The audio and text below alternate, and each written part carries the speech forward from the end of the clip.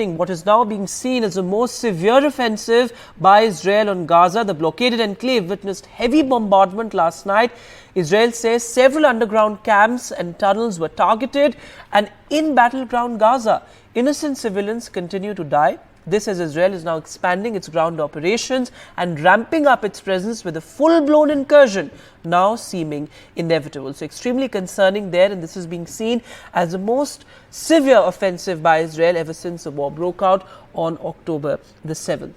Alan Sorensen is now with us live on the broadcast. He's joining us live from Haifa.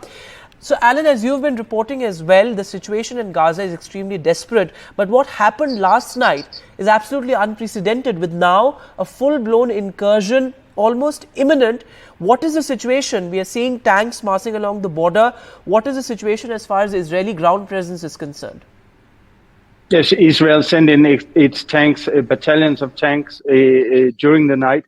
And even in the early morning hours, the tanks were still inside Gaza's several hundred meters. Israeli infantry soldiers have also taken part in this incursion, so to say, where Israel sends its forces in, but then backs out again. It's been taking place over the last few nights, but last night it was the widest and deepest incursion seen so far, and also a very heavy bombardment from Israeli Air Force on Gaza last night. So everything is from Israel's side escalating at this moment, and a very wide land incursion seems indeed inevitable.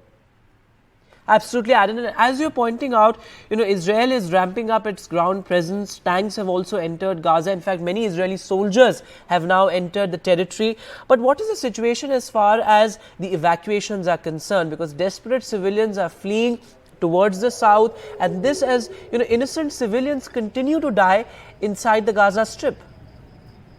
That's true, and the situation between the northern parts of Gaza and the south, where Israel has asked the northern parts to be evacuated and moved down southwards, is really getting worse by the day. For example, last night or since last night, there has been no Wi-Fi no network, Wi-Fi network in Gaza. It's been completely cut off, and phones are not. It's not possible to call as well, which creates a lot of chaos. But on the other side, we still have Gaza inhabitants trying to move from the northern parts to the southern parts, which is fairly difficult. Both because Israel is still bombarding, but also because Hamas, in some places, they set up checkpoints in order to prevent these civilians from moving southwards. So they are really stuck in a very hard place at the moment.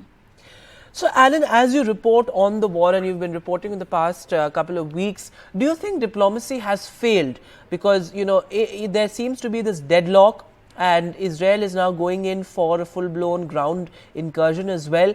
So has diplomacy failed? Because world leaders have visited Israel, and despite that, there seems to have been no solution to the war.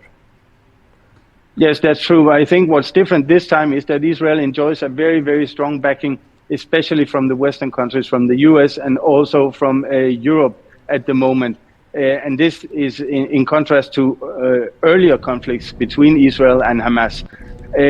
Another point is that this whole situation that has been created around the hostages still being kept by Hamas inside Gaza, it creates another factor to this incredibly violent situation, where Israel is really trying to pull all strings possible, for example, by negotiating with Qatar, but also maybe with Turkey and Egypt, in order to get a solution on this hostage issue.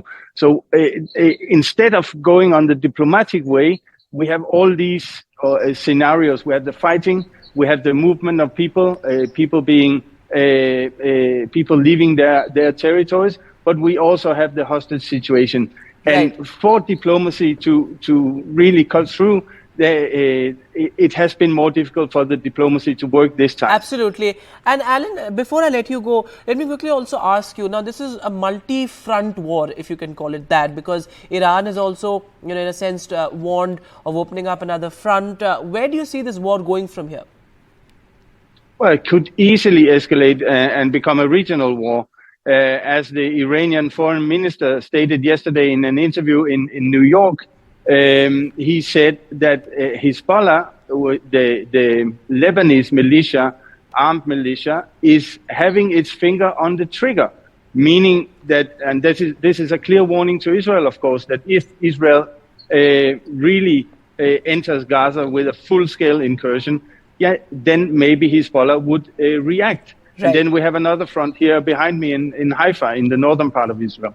Absolutely, and as you said, it could very well escalate into a regional war. The situation extremely concerning.